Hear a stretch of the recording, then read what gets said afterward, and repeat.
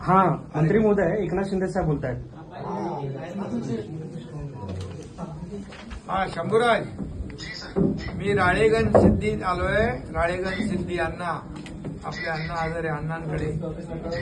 तर तिथं एक त्यांचं जे काही आतापर्यंत जीवन प्रवास जो आहे ना, त्यांचं इथं म्युझियम एक बनवलंय.